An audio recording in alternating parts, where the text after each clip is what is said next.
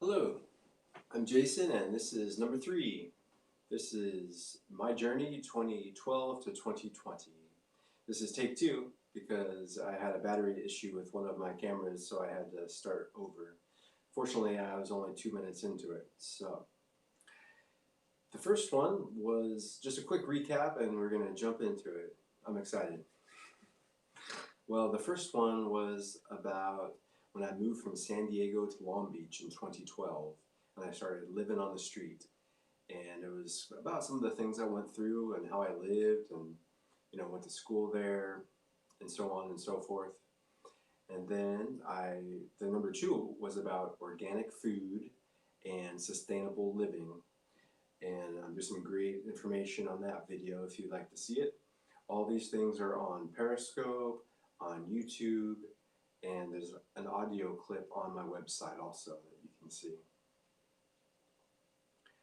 And I'm excited about this one, but before I get into it, I want to say something I didn't mention last time. There's 2 organic foods that I wanted to mention. This is great bread. It's my favorite bread, and I'm so stoked that they have it in Hawaii because I started eating it in Long Beach, and you can't get everything in Hawaii that you can in the mainland, and sometimes it's more expensive. This was, it's not cheap here. Normally it's $9.99 at Safeway in Kauai, but it was on sale for $7.99. But like I said before, price really doesn't matter when it comes to organic food. You're already saving money by not eating out at restaurants that don't sell any organic food. And it's preventative medicine, and you only got one body. So there's a lot of protein in this, and there's a lot of fiber, and I think it's the best organic bread I can buy because there's no sugar added, and it's whole wheat. So they sweeten it with fruit juice, which is kind of unique and original. I also, I talked to this guy on Twitter years ago. It's called Dave's Killer Bread, and he has a very interesting story that you might want to look into. Here is the other item I wanted to share with you. It's just organic carrots.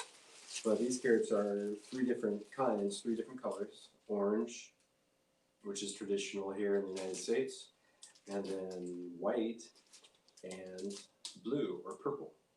So the purple ones are great. They're a little different. They have some other properties in them that are healthy that you might want to look into as well. So without further ado, I'm just going to mention a couple things that I did in Long Beach before I left. Like, one thing that I did was I stopped using a cell phone, and I actually left my cell phone on a bus bench on Pacific Coast Highway. When I moved up there from San Diego, I was really upset, and I didn't know what the deal was with the government because I had trusted the government up until that point.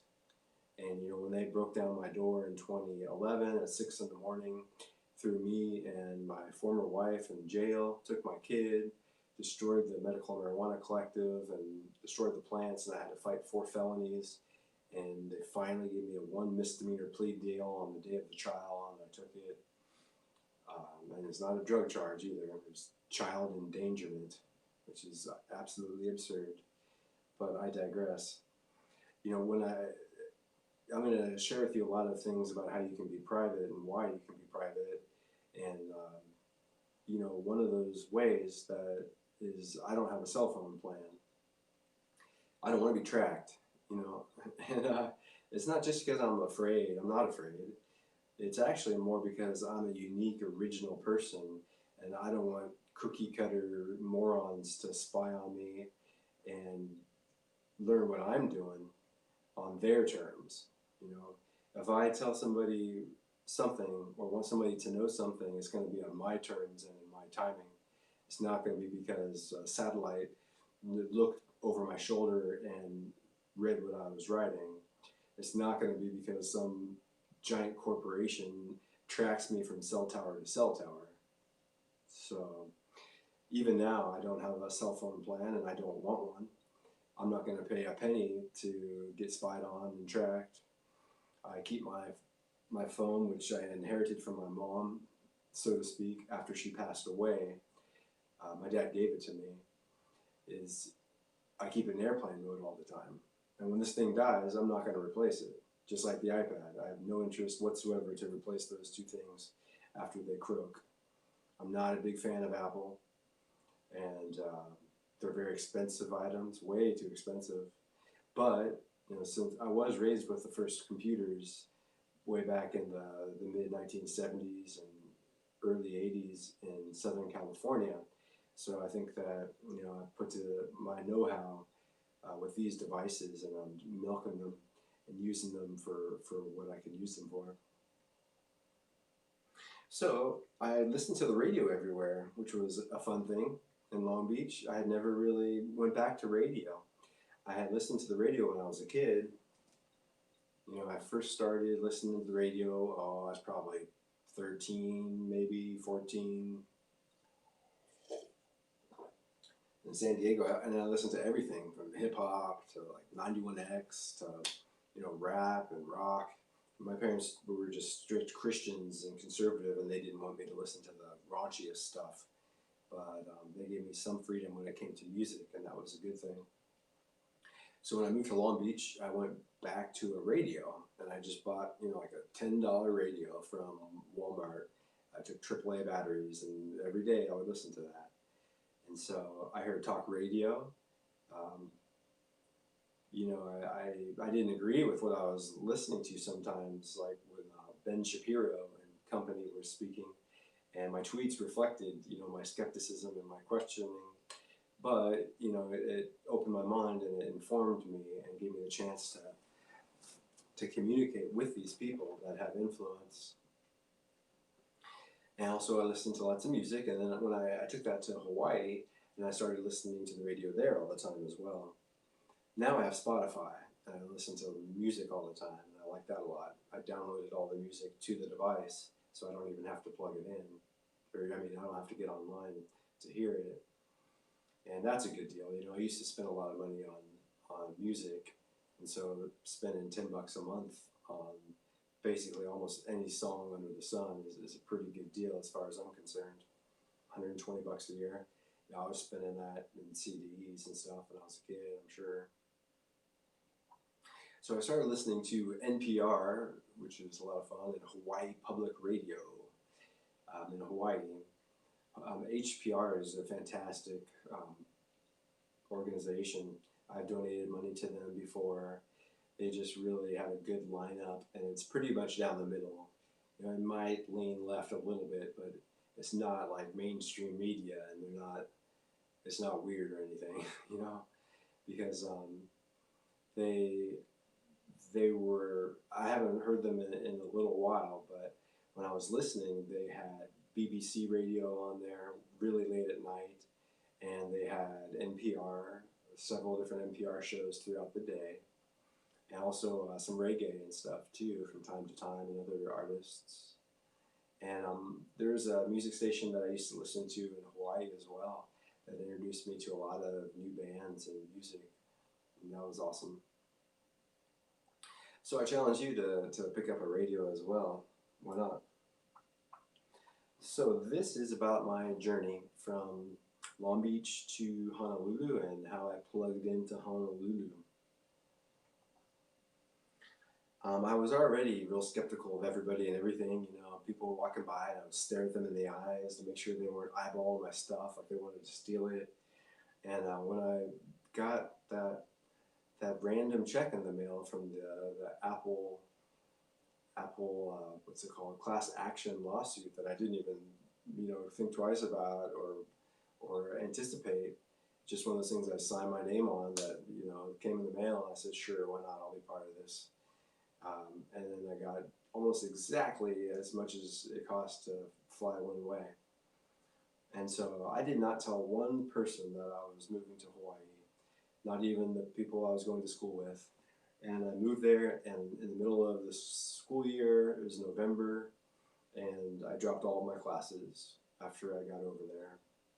It was fantastic. It was a great decision. I would do it again. I would recommend it to anyone. I had been to Hawaii before as a vacationer, but I had never lived there.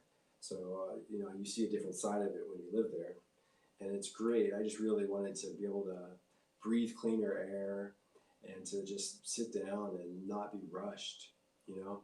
Whenever you're on vacation, it's always a rush. You got a certain amount of days, you got to squeeze all these things into these days, and it was just awesome not having to do that and just thinking my own thoughts in my own time and thinking there's nowhere I gotta go and there's no time I gotta be there, you know? So it wasn't easy getting to the airport because I was in Long Beach and I went to LAX and I was flying in the morning. So I had to leave with my luggage in the evening. And I remember that I took a series of buses and trains and I had to walk a little bit. And, you know, I wasn't able to get a bus and stuff that early in the morning, so I had to do it the night before. Excuse me, and then I ended up crashing out for a little bit in LAX before the flight. But it was so early in the morning that I remember they asked me to get up and not to occupy the space like that. So when I got to Hawaii, they have a different rule on the buses. You're not allowed to bring luggage on the bus. So I had to get a taxi. And I took off my shoes and threw them away in the airport as soon as I landed, and I got rid of most of my clothes before I left, and then I got new clothes. You know, when you live on the street, you gotta wash your clothes and you gotta throw them away pretty often because they get just filled with auto emissions and you can't get them out, and then they get filled with your sweat, which contains the auto emissions that you were ingesting. It's pretty gross. You know, in Honolulu, I went to 24-hour fitness's sauna. They have one downtown, and I would sweat out the toxins. I did that in Long Beach as well. The Lakewood gym, 24-hour fitness, has a sauna, and it was great. You know, I just felt the junk coming out of my pores. And also, if you get stung by something like a mosquito, and you quickly go to the sauna, it helps that poison get out of you. So when I landed there in Honolulu, I got a taxi. I had hardly any money. I had just barely enough for the taxi and the storage unit, and might have had a buck or two after I paid those two things. And the taxi driver, wow, really caught me off guard because I had been real closed. You know, I didn't tell any of my peers in Long Beach not even the people in the journalism department that I was writing with about, you know, everything I had went through. I might have mentioned a bit or a piece here or there about what happened with all, you know, the move or why I was there or what was up, but I did not share anything. I didn't want anybody to hear me. I didn't want to think about it with anybody. I just figured I'm going to push all this down and deal with it myself. And maybe one day, you know, I'll share it with somebody like my daughter. That's it. So this taxi driver he asked me so many questions. You know, if you worked for the government or if the government decides to spy on people, you know, taxi drivers, that's the way to do it. Because this guy was so friendly and so nice and relatable, and he just asked me 100 questions, and I felt like I couldn't ignore him, and I didn't want to lie to him, which is another option. You know, if I could have made up a story too, and I could have made up a fake name, and I just, you know, I have no interest in lying. I think lying makes people dumber. So I shared a lot of personal information with that guy, and it was surreal. And he took me to Ala Moana, which is a place that I hadn't been to before, and I rented a storage unit there, and it worked out perfectly. You know, I've gotten into the habit of not researching places that I want to move to because I don't want anybody knowing that I'm moving there. You know, and not just the people in the room, but whoever might be spying on me, or my emails, or my search history, or whatever, you know.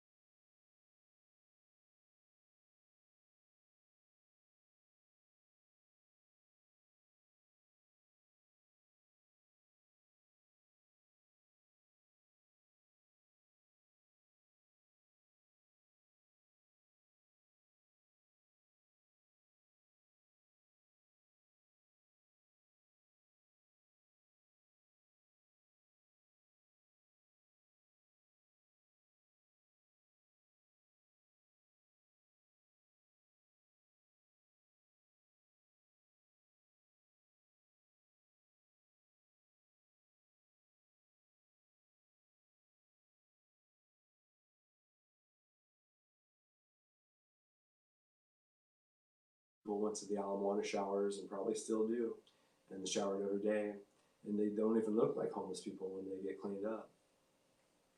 You know, one of the annoying things about the people in the public library is some of them didn't shower for I don't know how long, days, weeks, months, and they just stunk, and nobody can do anything about it.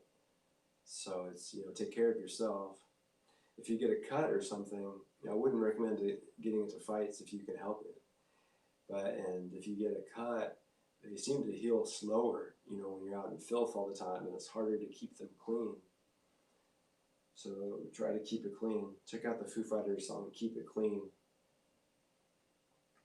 Starbucks was a place I started visiting a bit there because, you know, they're the one in Ala Moana, Kaka'ako, that one was opened at, I believe it was 3:30 in the morning.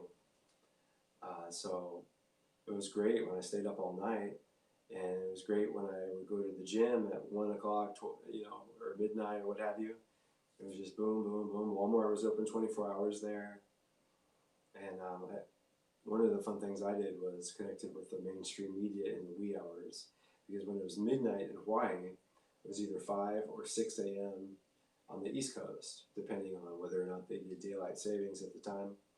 And so that's, you know, at 4 a.m. they start broadcasting in CNN anyways. So I had MSNBC, CNN, and it was great to be able to, and Fox News on 3 different screens, and I could tweet them and connect with them based on what's going on. It was a fun endeavor because I had been studying journalism in Long Beach, and it was right up my alley. I would even listen to the radio and hear the BBC in the morning. So I had 4 news sources I would listen to because I wanted to be so informed. I ended up making a web page for RSS news feeds from all over the country and the world, and using it to stay on top of the news after Google Reader retired. And when Google Reader retired in 2013, I stopped using the Google search engine. And I recently stopped using Gmail. They're just not a company that really cares about the truth or information or people. They really care about money. So I don't buy into what they're saying or doing anymore. You know, most locals were real nice, but a couple of them tried to fight me. You know, one of them was because there's a sleep spot I had slept in a few times, and then he showed up there, and I said something maybe I shouldn't have said. I just said that, you know, this was my spot. And he went off and said, like, nobody has a spot. This isn't your spot. There are no spots. And you know, that resonated with me a little bit. You know, so it's really first come, first serve out there. Some people don't care. You know, I had another Hawaiian guy or local guy take my spot when I used to sleep in front of the children's center over in Kaka'ako, and after that, and he didn't buy into that principle. I told him that was my spot, or he just didn't get it. He didn't care. You know, he was taking it whether I liked it or not, and he was going to take it repeatedly, and so I had to move a bit. He was right over there in a moped at night, and you know, I stayed out of fights, but arguments, yeah, got into a few arguments. And I was real sad, and I still do get sad and cry when I see the area around the children's center there, because they chased all of the homeless people away. Their encampments, and I don't know where they are. It was pretty sad because there was families and kids there and stuff that were living there that had nowhere else to go. And I think it's easy to go find, you know, a place to live if you don't want to be around businesses, if you don't want to be in the city around the stuff you need, you know. But it's a lot harder to find good places around the stuff you need. So, like I was saying, most of the locals were nice. A couple of them had issues. I think there's some mental illness among some of the homeless people. You know, I've seen there's some people that smell like poop, and continually. I don't know if they're making a statement or if they don't realize it. But you know, you don't want to poop outside. You don't want to touch people with poop on them. You know, if you got to poop, poop in a bag or poop in the toilet. But you know, don't just poop outside wherever you want. I used to sleep in front of the Kinko's that was across from the fire department there. That worked for a while. And then eventually 7-Eleven moved into place. And that it did no longer work because they were open 24 hours. But so things evolve and change, and you got to go with the flow. And sometimes I slept nights for days, weeks, months. Sometimes I slept days for days, weeks, months. I did both for years. Make sure you've got a good, clean water supply. That's important. You get more dehydrated when you live outside because of the humidity. It pulls the fluid right out of you. You sweat more, and you gotta stay hydrated. And dehydration causes all kinds of health problems, including making you tired. So when I had a bike, I rode it everywhere there. I went up to like the Safeway on Baratania, and they had Wi-Fi. I get online, get some lunch or something, go down to the streets of Down to Earth. They had Wi-Fi too. The trick is finding places with electricity, and that's what I would do is, go to a place with electricity, make sure I was all charged up, go to a place or two that didn't have it, charge it down. Then go to like a Starbucks that has it, and then go, somewhere that doesn't, like maybe one of the libraries. Libraries are hit and miss when it comes to electricity. Some of them have it, some of them don't. So just be mindful of what you need and what others need and what you got available. I like the Macaulay Bike Shop is fantastic. Those people are really cool. They've got good prices. They have good work. I bought grips from them. I bought a used bike seat from them after my bike was stolen. And I'm sorry, after my seat was stolen, And they even stole my seat post. And those are not easy to find. You can buy a seat at Walmart, but you can't buy a seat post. And they sold me a seat with a seat post, both used, and I think it was like $5. And it was absolutely perfect. I rode my bike I rode it from the state library where it was stolen over to Macaulay's with no seat, and bought a bike post and seat there. And there's a park there as well next to Macaulay's. They actually have two Macaulay's bike shops. One is the repair shop. They don't sell many items there. And one is the storefront shop where they sell things. And they're almost across the street from each other. They're sort of adjacent. The sunsets were amazing there. I went to Magic Island and saw the sunset a lot. And Alamana Park. I wrote poetry, and I kept writing books there in Honolulu. All kinds of stories with my Brand New World series. It really helped everything. It helped heal the pain too of just losing my daughter, custody, and the way the government treated me, the way my former wife treated me and divorced me. I was real hurt and real upset at a lot of people. And Hawaii was just real therapeutic. It was just what I needed. It helped me to focus on important things. And I didn't want to live in denial, and I didn't want to drown my pain in alcohol. So be careful too about drinking. I would recommend not drinking alcohol or having very little, because if you drink too much, then it's going to make it easier for you to make mistakes, and somebody could beat you up or steal your stuff. I would not show anybody money, electronics, wealth, any of those things while you're living on the street. I would get a storage unit, and I would put anything valuable in there at night before they close, and get your sleep stuff and go outside and crash out. I was in a good routine there, and I would crash the same time every day and wake up at the same time, more or less every day, whether it was daytime or nighttime. If I slept in the day, I would go to sleep around 5, 6 a.m., wake up around 2, 3 p.m. If I slept at night, I would go to bed about 10 o'clock at night, wake up about 6 o'clock in the morning, just religiously.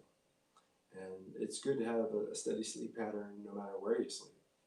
But that worked well for me.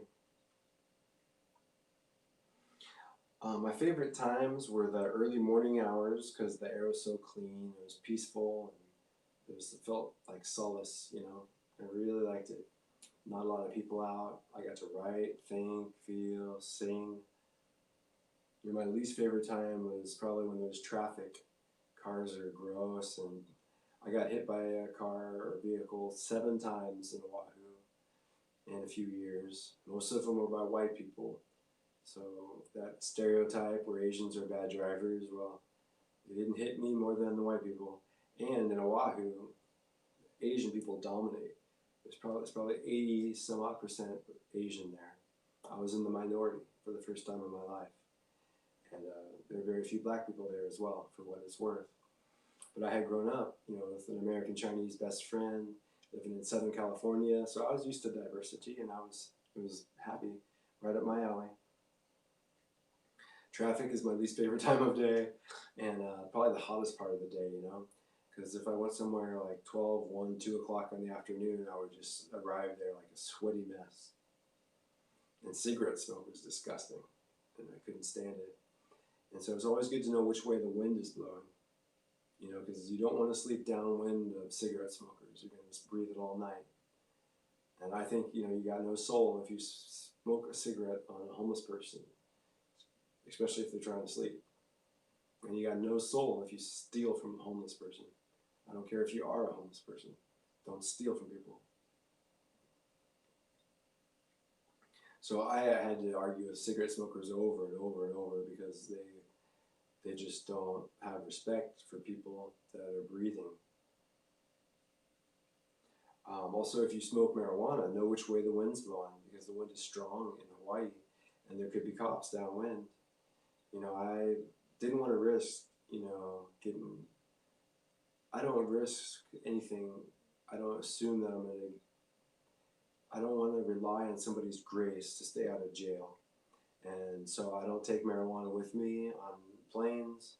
I have a back issue where I was recommended marijuana in California, and I never brought it with me on planes in Hawaii because I didn't trust the federal government, the TSA, to find it in my bag and look the other way. Just plain and simple, because it's a Schedule 1 drug. So anytime, anywhere they want to bust you, they can, since it's a Schedule 1 drug. Fortunately, there isn't like a federal police force, that's on the lookout for people that can arrest them. So the feds have to go out of their way to bust you. But eventually they did. Under Jeff Sessions, they busted the real nice people that I bought weed from in Chinatown. I don't know what else they were selling. I never wanted anything else. But these people were like friendly, and they were helping people that were suffering and in pain and selling them quality marijuana. I grew marijuana, and so I know what it is and what it isn't. And this stuff was good. It was fine. And one day they came and arrested them. They busted, I believe it was 14 people that they threw in jail. And I was very upset at the way that they treated them. And what had happened after that was morons moved in, selfish, scheming morons. And I got schemed by one of them, trying to buy weed. This guy, when I was going to the bathroom there, by the canal there, down across from Chinatown, he walked in there and had a little container that looked like it was from like a chewing tobacco, and said he had weed in it and wanted to sell it to me. And he wanted it for a lot of money, and he didn't want to show me what was in it before he sold it to me. So I told him no, but it was hard because I wanted some. My back hurt. And so I hung out with him for a little while, talked to him, and eventually he sold it to me. And he kept telling me, don't look in there until I sell it to you, then go. And so after I bought it, I did look in there, and it was like a couple of twigs, I got ripped off. And so I confronted him. I said, hey, I want my money back. And he said, he used the respect card and said, you don't respect me. I told you not to look in there. And I'm going, you ripped me off. And he's like, you don't respect me. And so I just kept hounding him over and over and over until he gave half of my money back. I gave him 40 and he gave me 20. And then I just cut my losses and left because he had a friend that looked like he was going to fight me if I didn't go. And it's real tough, you can't go to the police with that. At least I don't think you can, because they could always arrest you for a controlled substance and issue charges, as far as I know. I didn't want to risk it. And so the medical marijuana situation in Hawaii is horrible. And so it's not recreationally legal, and you have to get a recommendation from somewhere. And then I believe there's only like one or two collectives around or dispensaries, and so it's not cheap. And so I really liked giving my money to the homeless people that were selling it. I thought that helped them out a little bit. And then I met an African American woman, and she asked me if I wanted to know where I could buy weed, and I said okay. And I had given her like $1 before because she was poor and I wanted to help her. And I think maybe that was why she wanted to help me. And I think I gave her a few bucks for helping me, or bought her a bus pass. And she showed me I had to catch the 2 bus down to, I believe it was Kalihi. And she showed me a nice little spot here by a park where some real nice local Hawaiians were willing to be friendly to me and nice and talk to me. I got bitten by mosquitoes while I sat there, but it was worth it because they were cool and had good weed and didn't mind selling it to a haole like me.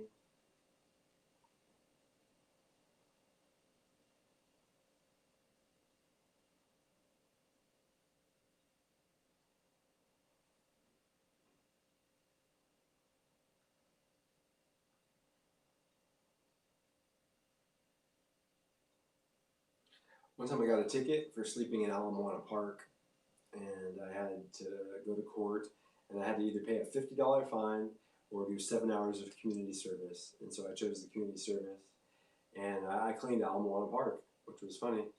And I broke it into 2 3.5 hour sessions and started in the morning. It was great. It was no problem at all, and I was happy to clean it and help. And even I even met a guy there too, who was working there, and he smoked a joint with me. So a lot of people like weed there, and they're happy to, give you a little or smoke it with you, or even sell it to you sometimes. So those are the tips and things I wanted to share with you. I guess another thing too is your laundry. I recommend waking up early. Also do your laundry, and I had to go to a laundromat, and it wasn't always easy. I had to travel about a mile from the storage unit to the 24-hour Don Quixote laundromat. And there's some strange people in there sometimes, and sometimes people slept in there. And nobody was on call or working there. So it has its share of problems.